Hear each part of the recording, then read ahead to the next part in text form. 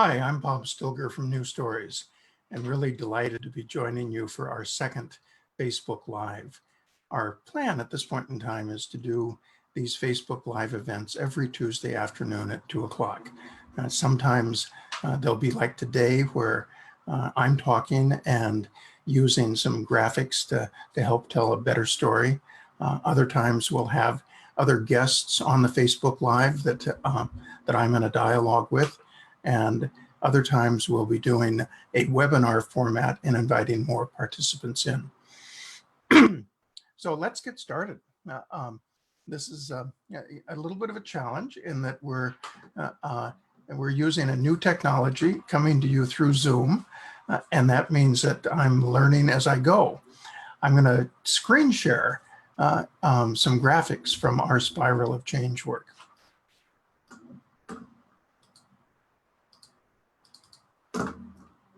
Oops, here we go.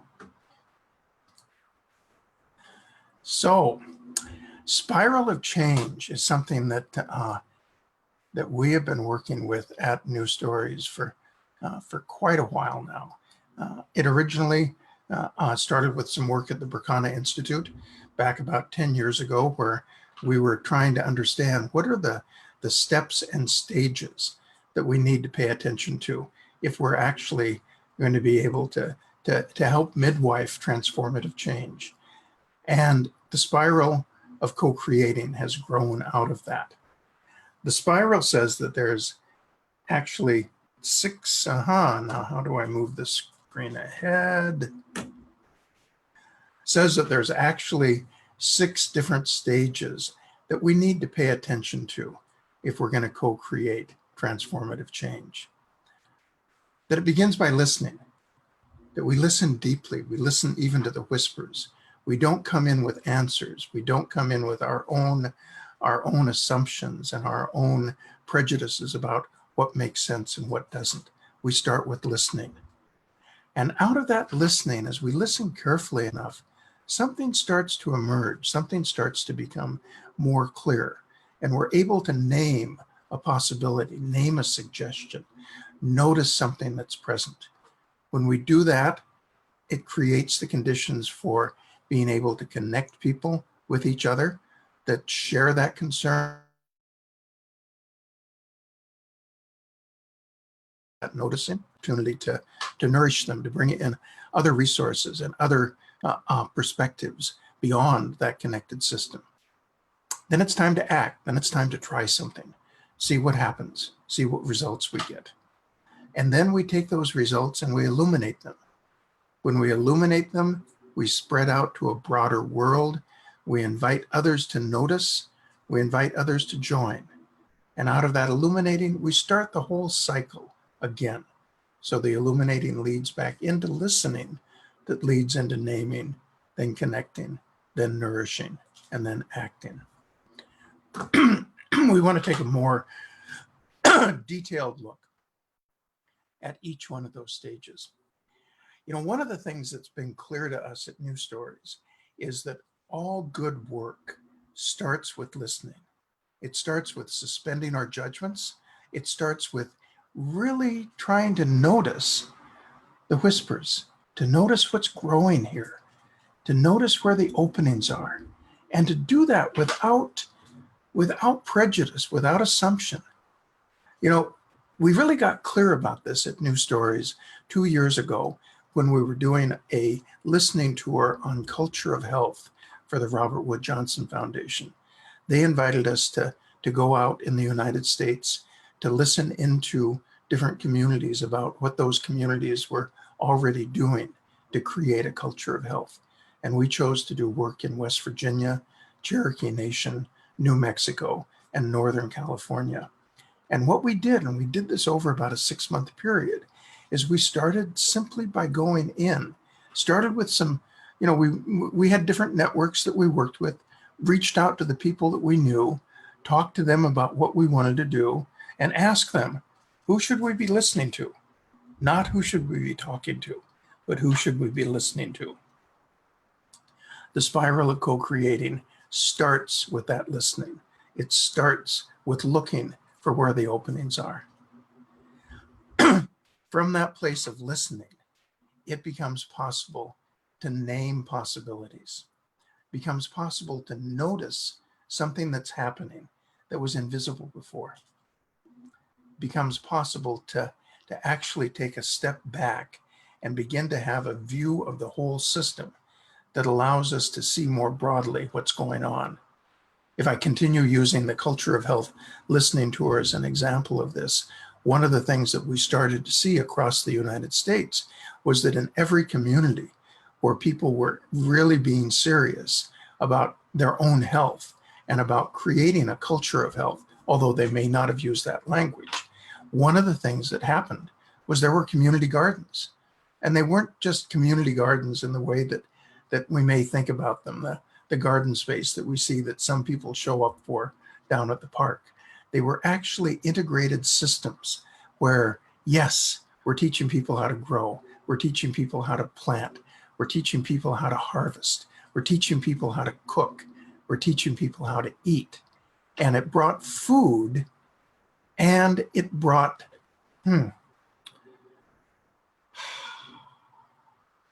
it brought this awareness of our own bodies and the ways in which our bodies fit into a larger ecosystem. And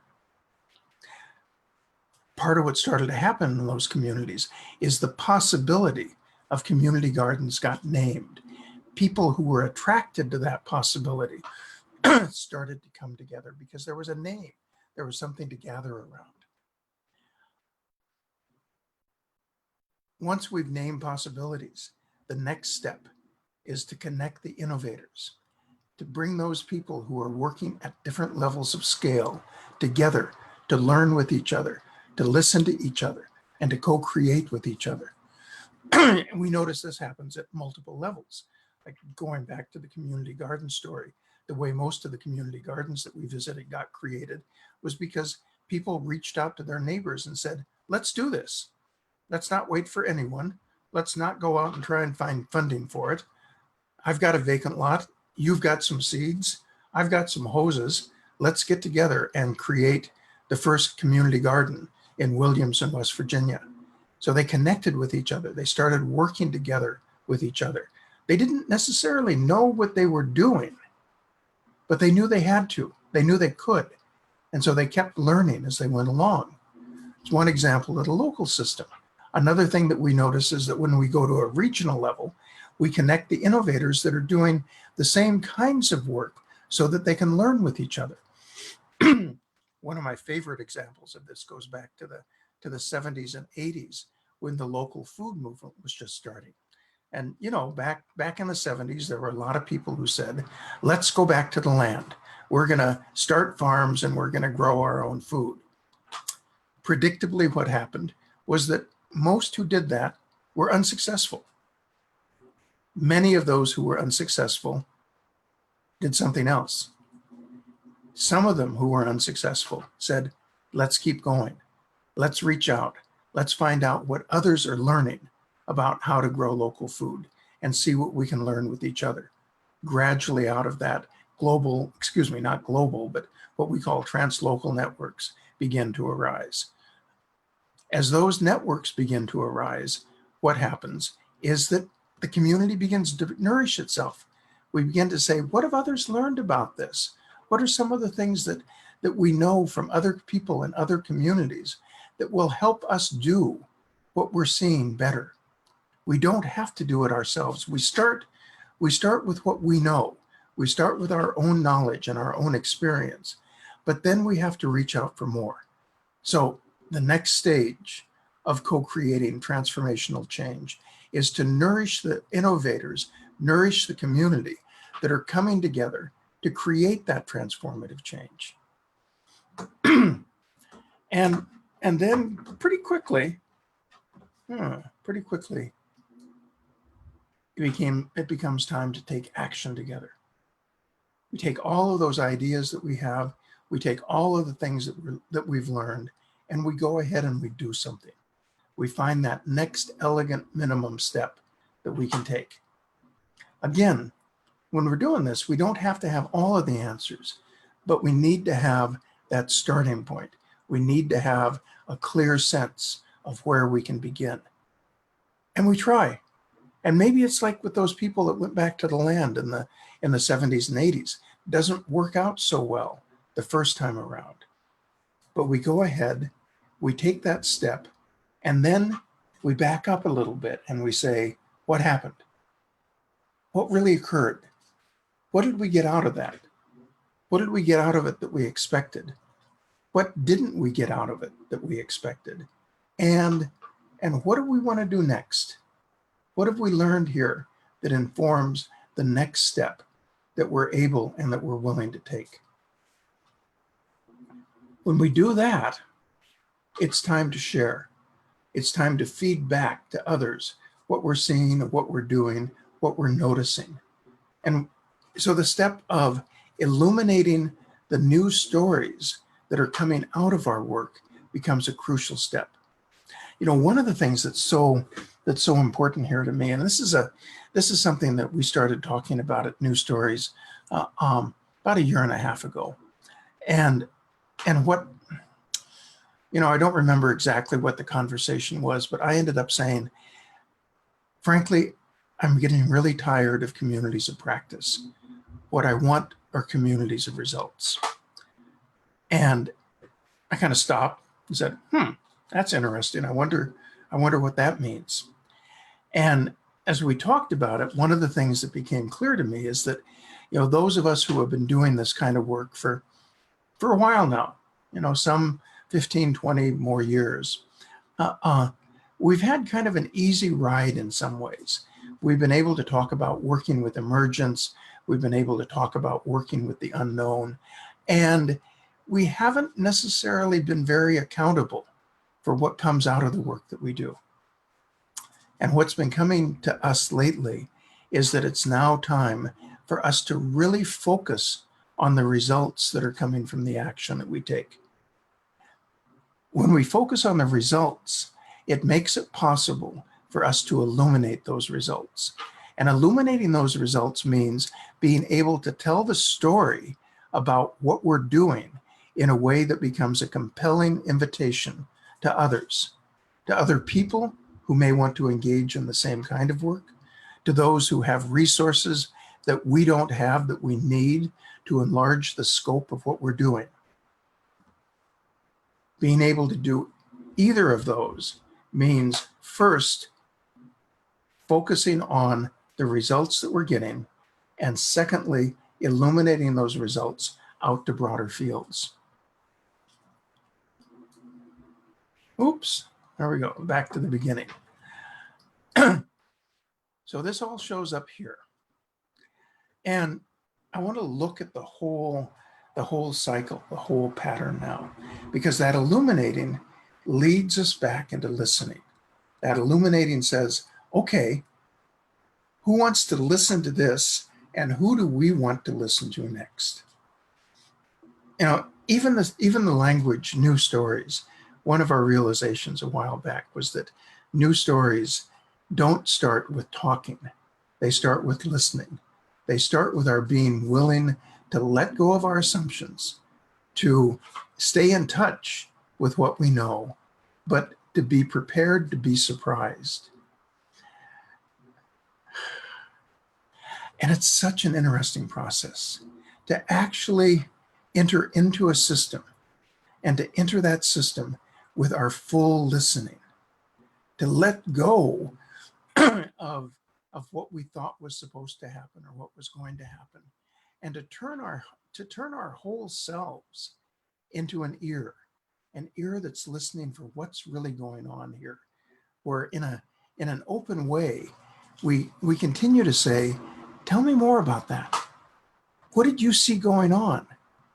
What was different than what you expected to happen?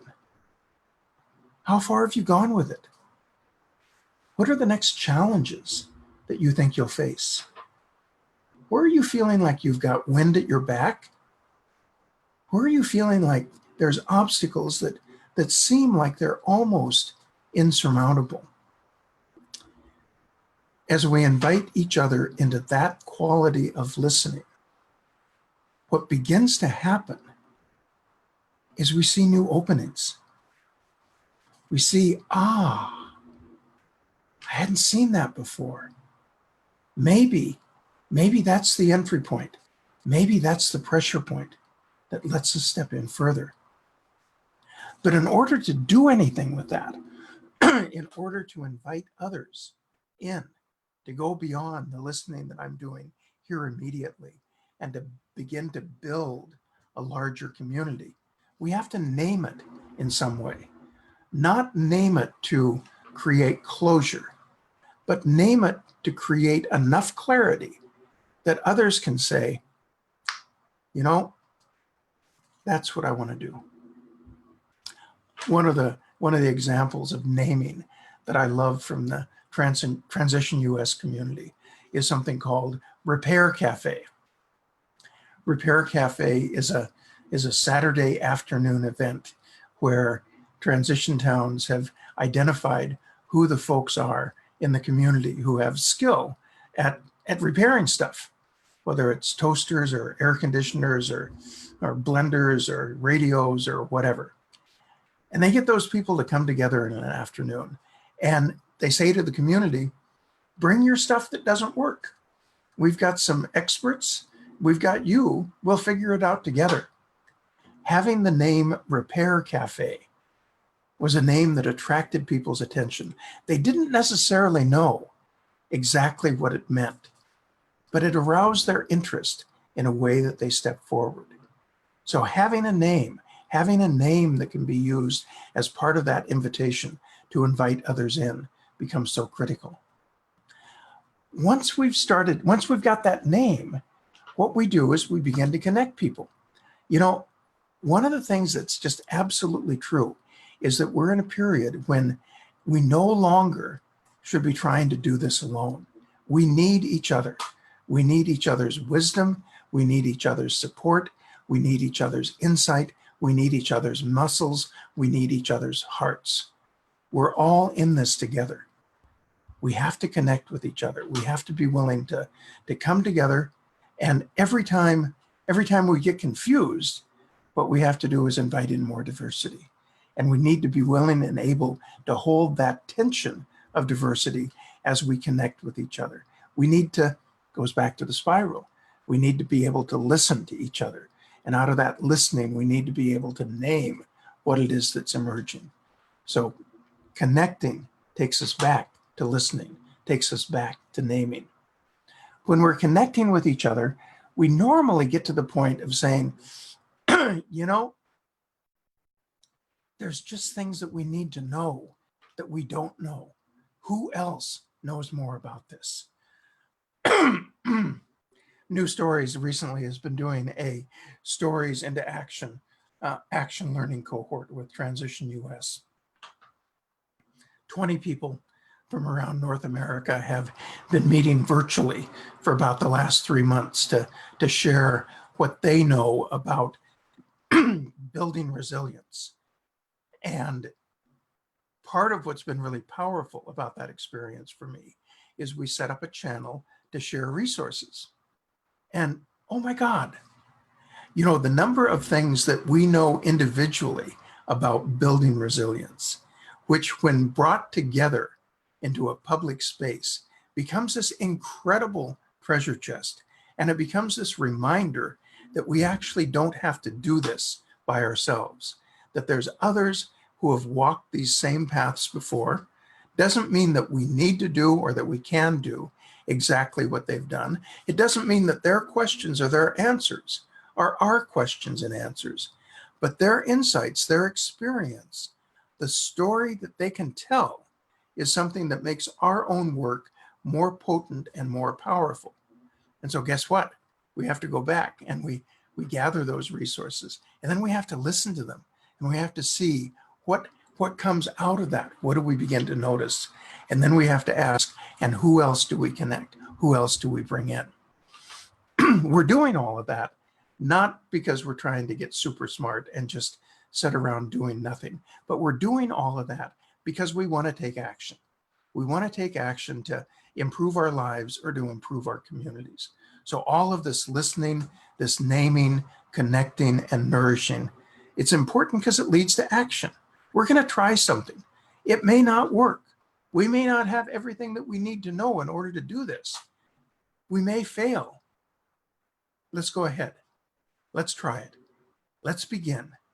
Let's get some experience under our belt and see what that tells us about what our next steps need to be. When we've done that, it's time to share. It's time to tell others. It's time to say, you know, we thought this was going to work and that this was going to happen, and it didn't quite work out that way. But here's what we learned. We learned that we have to pay more attention to this and to that and the other thing. And what we're seeing is that the way to, the next step that we need to take is this. Will you join us? Will you bring your expertise in? And guess what? We're back into the spiral. We're back into listening, naming, connecting, acting, and illuminating. What we found at New Stories is that this is a pattern that's a natural pattern for our work. We often stop and we say, where are we on the spiral of change? Where are we on the spiral of co-creating?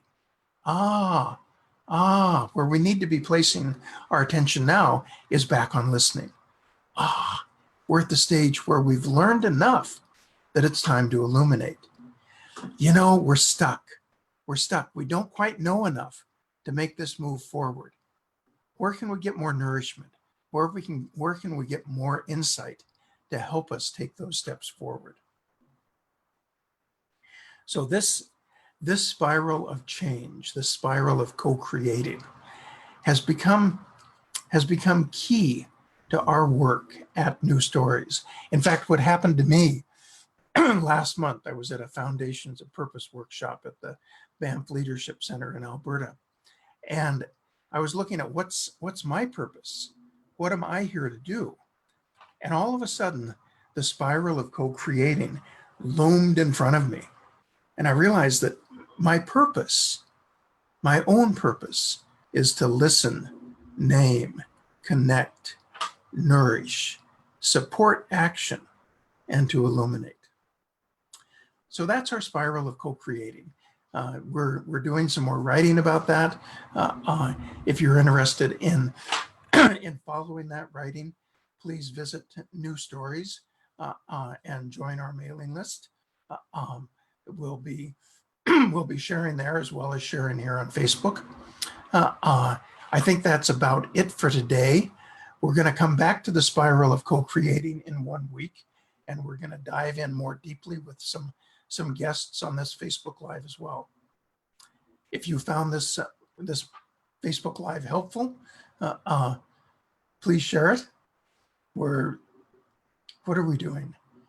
We're at a point where we think that we've been privileged to take a step back and to look at these questions of how we create transformative change. And we're ready to share the beginning points, the crystals, the seeds that we're seeing. So if you're so moved, please share this. If you've got questions that you'd like to have us address 1 week from now on this Facebook Live, please write them here on Facebook. And beyond that, I wish you a good afternoon. And I'm going to try to figure out how to end this from Zoom. Take care. Good to be with you.